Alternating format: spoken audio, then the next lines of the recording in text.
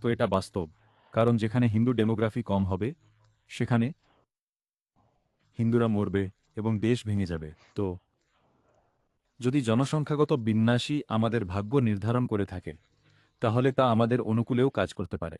হিন্দুদের যে দ্রুত হ্রাসমান জনসংখ্যা বর্তমানে পরিলক্ষিত হচ্ছে তা বিবেচনা করে তারপর লাভ জিহাদের মতো সমস্যা তৈরি হয়। গোহত্যা হয়, মেয়েদের তুলে নেওয়া হয়, কাটা হয়, মন্দির দখল করা হয়, জমিতে ল্যান্ড জিহাদ হয় ইত্যাদি। তো সব ধরনের জিহাদ আছে।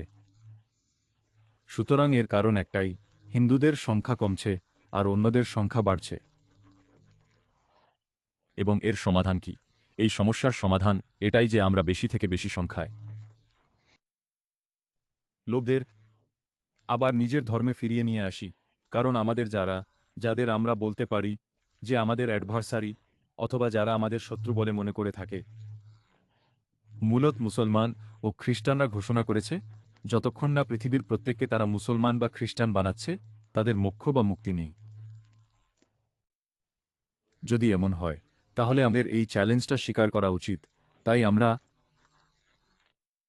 আমাদের মহাপুরুষদের থেকে প্রেরণা পেয়ে শিবাজী মহারাজের সময় কিছু হিন্দুকে মুসলমান করা হলে শিবাজী মহারাজ তাদের ফিরিয়ে আনেন। মহারাজা রঞ্জিত সিংয়ের সময়ও মুসলমান হওয়া কিছু হিন্দুকে আবার হিন্দু ধর্মে ফিরিয়ে আনা হয়েছিল। আর এরপরে স্বামী দয়ানন্দ সরস্বতী কুণ্ডায় শুদ্ধি আন্দোলন শুরু করেন এবং তারপরে তাঁর স্বামী শ্রদ্ধানন্দজি সেই পতাকা তুলে ধরেন। এরপর হিন্দু সংগঠনের যুগে বিশ্ব হিন্দু পরিষদ ও আর্য সমাজ ভালো কাজ করেছে।